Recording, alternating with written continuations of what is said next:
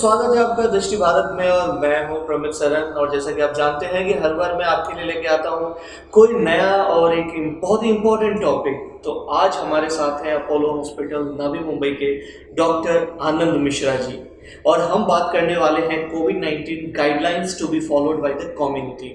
तो स्वागत करते हैं डॉक्टर आनंद का हमारे इस चैनल पे। सर, वेलकम टू दृष्टि भारत। Thank you. सर, जैसा कि हम देख रहे हैं आजकल ये जो कोविड-19 है, ये इसने काफ़ी लोगों को परेशान कर रखा है।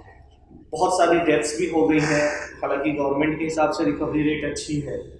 बट मेरा जो मेन क्वेश्चन है कि कोरोना वायरस का नाम हम पहले से भी सुनते आ रहे हैं, तो वो कोरोना वायरस और ये कोविड-19 ये डिफरेंट कैसे है? मतलब क्या मेजर डिफरेंस है इसमें?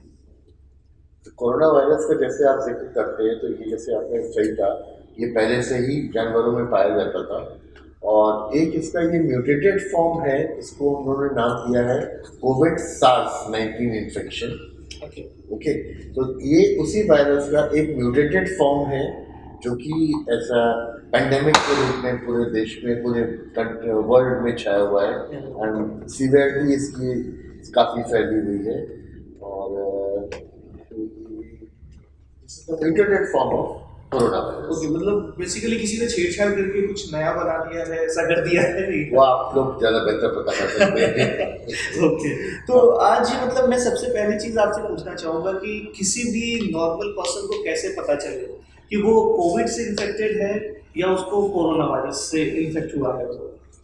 देखिए, जो चीज़ रहती है, ये फ्लू जैसी बीमारी है। सर्दी, खांसी, बुखार, कुछ एक सिम्टम्स है जैसे सांस वगैरह फूलना, जो कि नॉर्मल फ्लू में नहीं देखे जाते हैं। अच्छा। तो किसी को सिर्फ सिम्टम्स के आधार पे ये ऐसे डिफरेंशिएट करना कि उसको फ्लू है कि नहीं है या कोविड है कि नहीं है, थोड़ा सा मुश्किल रहता है। आप गाइडलाइंस भी देखेंगे तो जिस हिसाब से गवर्नमेंट की गाइडलाइंस है कि जिनको भी सर्दी, खांसी, बुखार, सांस लेने में तकलीफ है, उनको रिकमेंड किया जाता है कि वो जाकर के अपना कोविड का टेस्ट करा। तो very little to choose from that कि कौन सा ये फ्लू है कि कोरोना वायरस है, very little to choose from that. तो मेरा रिकमेंडेशन यही रहेगा कि अगर ये सब लक्षण दिखते हैं, फ्लू लाइक सिम्टम्स, तो उनका एक टेस्ट जरूर कर लेना चाहिए। Okay, very good. तो आप लोगों ने सुना, अगर आपको जरा भी सिम्टम्स दिख रहे हैं तो please go to doctor immediately, don't ignore it, it is very better for everyone. और आप अगर खुद इन्फेक्टेड हो तो आप अपने पूरे फैमिली को इन्फेक्ट कर सकते हो, so don't take it lightly. और अब हम अगले सवाल पे चलते हैं कि क्या कोई बंदा अगर उसको सिम्टम लग रहा है और अगर वो पहले से एंटीबायोटिक ले लेता है, तो इज इट अलाउड और is it good to take a prevention with the antibiotic? अगर self medication, is it good for corona virus? देखिए, जब सेल्फ मेडिकेशन की बात होती है तो सेल्फ मेडिकेशन में जो चीज़ें रिकमेंड की जाती हैं वो नॉर्मल दवाइयाँ, जैसे प्लेन कफ सिरप्स होते हैं, पैरासीटामोल है, स्टीम लेना, गार्गल करना। कोरोना वायरस जैसे नाम से ही एविडेंट है, it is a viral disease, तो एंटीबायोटिक्स का रोल बहुत ही मिनिमल या नहीं है। ये एंटीबायोटिक्स कोविड इलनेस में तभी इंडिकेटेड होते हैं कि जब उनके ऊपर सुपर एडेड बैक्टीरियल इन्फेक्शन है, क्योंकि antibiotics works on bacteria not viruses. Right. तो उसमें एंटीवायरल मेडिसिन जो आजकल एक्सपेरिमेंटल थेरेपीज हैं हम लोग यूज कर रहे हैं, वो दी जाती हैं। सेल्फ मेडिकेशन के लिए आप पैरासीटामोल, बुखार है तो पैरासीटामोल ले सकते हैं, गले में दर्द है तो भी ले सकते हैं, स्टीम लीजिए, गार्गल्स लीजिए, प्लेन सिरप, कफ सिरप्स आते हैं जिनमें ज़्यादा मेडिसिन नहीं होती है। समय को देखते हुए इस समय ज़्यादा सेल्फ मेडिकेशन को प्रमोट करना या बहुत समय तक प्रमोट करना ज़्यादा उचित नहीं होगा। और अगर ये सिम्टम्स वगैरह परसिस्ट करते हैं तो I would definitely recommend an early medical opinion. Okay, तो बेसिकली आप ऐसा कहना चाह रहे हो कि अगर फीवर है या कोई सिम्टम है तो आप पैरासीटामोल लेके कुछ दिन, मतलब 2-3 दिन तक ही आप रुक सकते हो, ज़्यादा दिन उसको इग्नोर करना रिस्की हो सकता है। इस समय में 2-3 दिन भी नहीं बोलूँगा। अच्छा। सुबह रात में फीवर आया है, 2-3 बज रहा है, ऐसा है, it's not feasible to go out, या फिर जो भी आपके फैमिली डॉक्टर हैं उनके मिलने का टाइम नहीं है, आप उससे फ़ोन पे बात कर लीजिए, ऑनलाइन कंसल्टेशन कर लीजिए, ठीक है, और जल्दी से जल्दी दिखा लीजिए। और एक बार वो देख के वैल्यूट कर लेते कि भाई रुको, अभी 1-2 दिन हम रुक सकते हैं, टेस्ट वगैरह बाद में कर सकते हैं, then it is okay. Okay, तो आपको ध्यान देना है, अगर आपको बुखार है तो आपको, अगर डॉक्टर अवेलेबल नहीं है तब तक ही वेट करना है। जैसे ही डॉक्टर अवेलेबल हो जाते हैं आपको इमीडिएट डॉक्टर के सजेशंस पे चलना है, और जो भी डॉक्टर बताएंगे हॉस्पिटल जाना है, जो भी करना है वो करना है। तो चलिए चलते हैं अगले सवाल पे। सर, एक बहुत ही इंपॉर्टेंट क्वेश्चन और है हमारे पास कि अगर किसी को कोरोना वायरस हुआ, वो ट्रीटमेंट के लिए जाते हैं, फिर ठीक होके वापस आते हैं, so will he get infected again? ऐसे चांसेस रहे हैं? ये रिसर्च का मैटर है, और री इन्फेक्शंस कुछ कंट्रीज में ऑलरेडी रिपोर्टेड है। इंडिया में भी 2-3-4 केसेस रिपोर्ट हो चुके हैं। तो अभी अभी तक हमको जो जानकारी है उसके हिसाब से एविडेंसेस हैं, री इन्फेक्शन के सबूत मिल रहे हैं। तो मैं बिल्कुल कहूँगा हाँ। अच्छा, तो मतलब आपको ठीक होने के बाद भी खुद को बचा के रखना है, डोंट टेक इट लाइटली।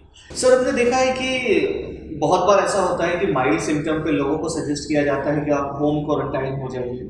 तो होम क्वारंटाइन होने वाले पेशेंट्स को क्या क्या प्रिकॉशन या क्या क्या मेजर्स लेने चाहिए? प्लीज़ आप हमें बताइए इसके बारे में। जैसा आपने सही कहा कि जो माइल्ड सिम्टम्स होते हैं या एसिम्प्टोमेटिक पेशेंट्स होते हैं जिनको कुछ भी सिम्टम नहीं है, बस इसी वजह से टेस्ट किया गया, पॉजिटिव आ गया, तो उनको होम क्वारंटाइन अलाउड रहता है और करना भी चाहिए। वहाँ पे जहाँ पे भी वो पर्सन है, पेशेंट उसको बोलना उचित नहीं होगा। तो इसमें कोरोना इन्फेक्शन होना, कोरोना का डिजीज होना, ये प्रोग्रेशन होता है। तो पेशेंट को सिर्फ कोरोना का इन्फेक्शन हुआ है, it hasn't progress to the disease. अच्छा, these are two different things, infected and diseased. Okay. ठीक है, तो पेशेंट इन्फेक्टेड है, इन्फेक्टेड पेशेंट स्प्रेड कर सकता है। इवन एसिम्प्टोमेटिक पेशेंट्स में there is a school of thought कि they don't infect others, but still it is not known completely. तो ऐसे लोगों को घर में आइसोलेट करके रखना चाहिए। आइसोलेशन का मतलब है वो सेपरेट रूम में रहे, उनका वॉशरूम वगैरह सेपरेट रहे, उनकी खाने पीने की व्यवस्था, उनको खाना वहीं पे दे दिया जाए, बाहर नहीं निकले, कॉमन एरियाज में नहीं आए, और उनके कपड़े वगैरह का जो वॉशिंग वगैरह है वो भी एकदम सेपरेटली होनी चाहिए। वो उनसे देखो, घर वाले उनसे दूर रहे, घर में खास करके अगर छोटे बच्चे हैं या सीनियर सिटीजन्स हैं, पीपल अबव 55 ईयर्स और 60 ईयर्स ऑफ एज, उनसे वो बहुत दूर रहे, और रेगुलर सैनिटाइजेशन का और मास्क का इस्तेमाल करके ये प्रिकॉशंस बहुत है। हमने काफ़ी सारे पेशेंट्स को ऐसे आइसोलेट किया है, and we have a very very good success rate कि वो घर पे रह करके भी घर में किसी और को इन्फेक्ट नहीं कर पाएंगे। तो डिपेंडेबिलिटी और आखिरी में जो ओनस है वो पर्सन पे ही आता है, फैमिली पे ही आता है कि आप कितनी स्ट्रिक्टली उस सबको सोशल डिस्टेंसिंग का फॉलो करते हैं, आप कितना हाइजीन का ध्यान रखते हैं। तो ओनस उसी पर्सन पे आता है जिनको इन्फेक्शन है, उनकी फैमिली को। Okay, so basically home quarantine या आइसोलेशन में जाने के बाद भी उनको ध्यान रखना है, अपने मेंबर्स से दूर रहना है, अपनी चीज़ों को बिल्कुल अलग रखना है, अलग वॉशिंग करनी है, वॉशरूम अलग यूज़ करना है। इन चीज़ों का आपको बहुत ही ज़्यादा ध्यान रखना है। और सर ने अपना बहुत ही कीमती समय निकाला है, तो आई होप कि हमारे सारे मेंबर्स, जो भी व्यूअर्स इसको देख रहे हैं, प्लीज़ फॉलो दैट। चलिए सर, अगले सवाल पे हम चलते हैं कि अगर हमें पता चलता है कि किसी पेशेंट को कोरोना वायरस हो गया है, तो क्या उसको इमीडिएटली हमें हॉस्पिटलाइज कर देना होता है? इसका इस सवाल का लिंक अपने पहले सवाल से ही है। माइल्ड सिम्टम्स, इसमें कुछ कैटेगरी ऑफ पेशेंट्स बनाया हुआ है, asymptomatic, mild symptoms, moderate symptoms और सीवियर सिम्टम्स। माइल्ड और एसिम्प्टोमेटिक पेशेंट को सिर्फ हल्का सा बुखार है, सर्दी है, खांसी है, कोविड पॉजिटिव आ गया, एकदम हॉस्पिटल भागने की आवश्यकता नहीं है। हमारे यहाँ फ्लू क्लिनिक्स हैं, जो डॉक्टर्स फ्लू पेशेंट्स देख रहे हैं या कोविड पेशेंट्स देख रहे हैं, आप ओपीडी अटेंड करके मेडिसिन वगैरह ले सकते हैं, तो जांच करवा सकते हैं, ब्लड इन्वेस्टिगेशन, एक्सरे वगैरह, और अपना रेगुलर फॉलोअप पे रह सकते हैं। आपने जैसे एक बार डॉक्टर को दिखा दिया तो आपको रोज जैसे उन्होंने बोला 3 दिन के बाद बताइए। घर पे ऑक्सीजन सैचुरेशन की monitoring, temperature monitoring, BP monitoring कर सकते हैं। फॉरन एडमिट करने की हर पेशेंट को आवश्यकता नहीं है, खास करके जिनको एज ज़्यादा है। एज ज़्यादा मतलब अबाउट 65-70। अगर uncontrolled blood sugar, uncontrolled blood pressure, heart patient, transplant patients, cancer survivors, ये सब लोग हैं, या प्रेग्नेंट फीमेल्स, ये हाई रिस्क लोग हैं। ओके, तो इन लोगों में अगर माइल्ड सिम्टम्स भी हैं और अगर आप आपने एक मेडिकल ओपिनियन लेने के बाद आपको रेकमेंड किया गया है कि इनको हॉस्पिटलाइज कर दिया जाए जस्ट फॉर ऑब्जर्वेशन, उसको करना चाहिए। मॉडरेट सिम्टम्स है, सांस फूल रही है या सैचुरेशन वगैरह कम है, इमीडिएट हॉस्पिटलाइजेशन होना चाहिए। सीवियर पेशेंट्स में तो समझाने की जरूरत नहीं है, वो उपचार आईसीयू में ही रहते हैं। तो coming back to the original question, covid positive है और हॉस्पिटल पहुंचना है, कोई आवश्यकता नहीं। अच्छा, किस कैटेगरी में बैठते हैं उस हिसाब से डिसीजन। ओके। अच्छा, इसमें हमने एक नए सिम्टम सुने हैं कि लॉस ऑफ टेस्ट और लॉस ऑफ स्मेल की कुछ चीज़ें आ रही हैं, तो ये कोविड का ही सिम्टम है या नॉर्मल फ्लू में भी ऐसा होता है कि आपके टेस्ट के सेंसेस चले जाते हैं? ये बहुत पुरानी कंप्लेंट्स हैं और ये किसी भी वायरल इन्फेक्शन में हो सकता है, सर्दी खांसी जुकाम में loss of smell, small loss of taste. और ये ऐसा कुछ नहीं है कि स्पेसिफिक है। हमारे पास पेशेंट ऐसे आते हैं ओपीडी में, सर मुझे 2 दिन से ना स्मेल आ रही है ना टेस्ट आ रहा है, क्या मैं कोविड टेस्ट कराऊं?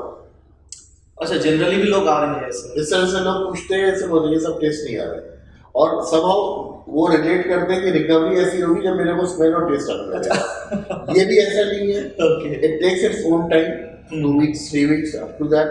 तो ऐसा कोई डिफाइनिंग सिम्टम नहीं है, it is one of the symptoms which comes at number 6, 7, 8।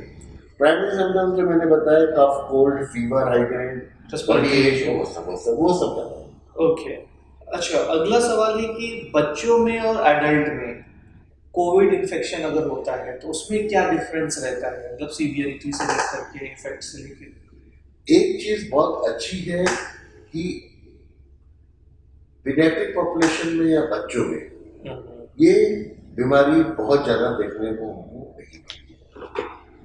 इसके काफी रीजन हो सकते हैं, क्योंकि बच्चों का वैक्सीनेशन चलता रहता है, मे भी कुछ कोई वैक्सीनेशन उनको प्रोटेक्ट कर रहा हो इसके बारे में हमें पता नहीं है। There are people at work who are trying to find out that is it. Number 2, लोग बच्चों का ज्यादा ध्यान रखते हैं बजाय कि अपना। अच्छा, उनको दूर रखो। बच्चों का ज्यादा ध्यान रखेंगे बजाय कि अपना। आप उनको बोलेंगे दिन में 6 बार हाथ धो, 6 बार आप जाकर के हाथ नहीं धोएंगे, राइट? ठीक है।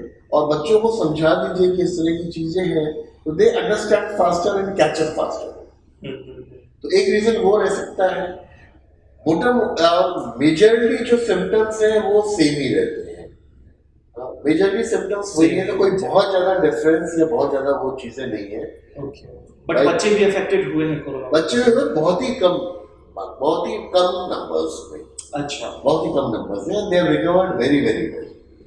Okay, very good. तो आपको ध्यान रखना है, जितना आप अपने बच्चों का ध्यान रखते हो उतना ही आपको खुद का भी ध्यान रखना है और हाथ बराबर से धोते रहना है, सैनिटाइज करते रहना है। तो चलते हैं अगले सवाल की तरफ।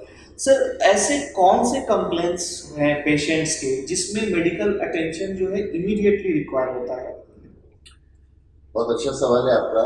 ये चीज़ें जैसे हम लोग पेशेंट्स को घर पे रखते हैं तो हम लोग लिख के देते हैं कि अगर आपको सांस लेने में तकलीफ हो रही है, ये एक बहुत ही गंभीर सिम्टम है, इसको बिल्कुल निगलेक्ट नहीं किया जाना चाहिए और बिल्कुल उसको इवैल्यूएट करना चाहिए। और जिन पेशेंट्स माइल्ड सिम्टम्स वाले पेशेंट्स हैं, घर पे बैठे हैं और ऑक्सीजन सैचुरेशन वगैरह जो नॉर्मली 91 to 99 या 100 तक होता है, वो आपका 91, 92 तक आने लगे लोअर साइड की तरफ। ये 2 सिम्टम्स हो गए। पेशेंट को बहुत ज़्यादा चक्कर आ रहा है, बीपी लो हो रहा है, पेशेंट का खाना पीना बंद है और फीवर उतर ही नहीं रहा है, कम ही नहीं हो रहा है। तो ये 4-5 जो कंडीशंस हैं, ये in the order of severity है। सांस लेने में तकलीफ, बॉडी में ऑक्सीजन लेवल्स कम होना, फीवर का ना उतरना, खाना पीना पेशेंट का ओरल इंटेक पुअर है, उसमें क्या होता है, patient can go into secondary dehydration. अच्छा, बॉडी वीक होने लगती है? बॉडी वीक होने लगती है, डिहाइड्रेशन हुआ, उससे और कॉम्प्लिकेशन हो सकती है। वैसे पेशेंट्स को फौरन एडमिट करके उनका ट्रीटमेंट वगैरह स्टार्ट करना चाहिए। ओके, ठीक है। तो हमें इन चीज़ों पे सबसे ज़्यादा ध्यान देना है अगर ये सिम्टम्स का ये खतरनाक सिम्टम्स। अच्छा, बिकॉज जनरली पीपल से कि 95 से नीचे का ऑक्सीजन लेवल आपका अगर आ गया है तो शायद इन्फेक्शन होना शुरू हो गया है, ऐसा नहीं? ऐसा कुछ नहीं है, ऐसा कुछ नहीं है। कुछ लोगों का जैसे हमारे COPD के या एस्थमा के पेशेंट्स रहते हैं, उनका SpO2 वैसे ही कम होता है 94, बट ये देखा अंदर हाई रिस्क ब्रैकेट है, हाई रिस्क। ओके, तो ऐसा कुछ वो नहीं है। काफ़ी सारे रीजन है, सैचुरेशन वगैरह 93, 94 नॉर्मली भी रह सकता है किसी का। तो अब जो क्राइटेरिया है 91, 92 का, कई बार हमारे पेशेंट्स लाए जाते हैं कि इमरजेंसी में जिनका 80-85 है पर पेशेंट आराम से बैठा हुआ है, तो there is some compensatory mechanism going on. Difference from person to person ऐसा होता है। तो कंपनसेटरी मैकेनिज्म से वो कंपनसेट है, बट उसको नेग्लेक्ट नहीं कर सकते हैं, और वो पेशेंट्स को ऑक्सीजन बेड्स की रिक्वायरमेंट रहती है, तो दैट इज गुड। ओके, ठीक है। और अगला सवाल जो है कि चलिए एक बंदा मतलब एक पर्सन कोविड से अफेक्टेड हुआ, वो ट्रीटमेंट के लिए गया, 14 दिन का ट्रीटमेंट, 15 दिन का ट्रीटमेंट लेके जब वो वापस आता है तो क्या वो एकदम नॉर्मल हो जाएगा या उसमें कुछ आफ्टर इफेक्ट्स रहेंगे या कुछ दूसरे साइड इफेक्ट्स भी आते हैं? नॉर्मली जो डिस्चार्ज पॉलिसीज गाइडलाइंस हैं हमारे पास ICMR की, हमारे नवी मुंबई म्युनिसिपल कॉर्पोरेशन वगैरह की, उनमें हम लोग मान के चलते हैं कि from the day of onset to 10 days okay, जो डिस्चार्ज क्राइटेरिया पेशेंट्स का है, तो नॉर्मली जैसे 1 तारीख को फीवर आया, खांसी शुरू हुई, पेशेंट ने 2 या 3 तारीख को टेस्ट कराया, तो फर्स्ट डे से काउंट करके फिर पेशेंट एडमिट हुआ, 3 दिन में बुखार वगैरह, 2 दिन में उतर गया, खांसी वगैरह, जी, 1 to 10 days तक patient has to stay indoor. Okay, ठीक है, अगर बहुत ही ज्यादा ठीक है तो फिर इसको हम लोग नॉर्मल वार्ड में, जहाँ पे हम सिक्योर्ड कोविड वार्ड सकते हैं, वहाँ पे पेशेंट को शिफ्ट कर सकते हैं। डेडिकेटेड कोविड वार्ड में पेशेंट एक बार ना भी रहे, तो उसके अलग क्राइटेरिया है। जब हम पेशेंट्स को डिस्चार्ज करते हैं तो वी मेक श्योर कि at least 7 to 8 days patient home quarantine पे रहेगा। वहाँ पे वही चीज फॉलो होगी जैसे मैंने आइसोलेशन की, होम आइसोलेशन का बताया गया। ओके, उनको आइसोलेट करके रखना है। तो ये उनको आइसोलेट करके रखना है। 14 to 20 days होने के बाद पेशेंट को नॉन इन्फेक्टिव मान लिया जाता है।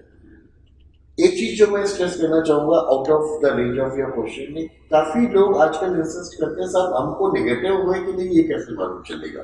राइट, बहुत है, और ये बहुत सारे पेशेंट्स हमारे जो एडमिटेड रहते हैं, सर दोबारा टेस्ट आप कब करेंगे?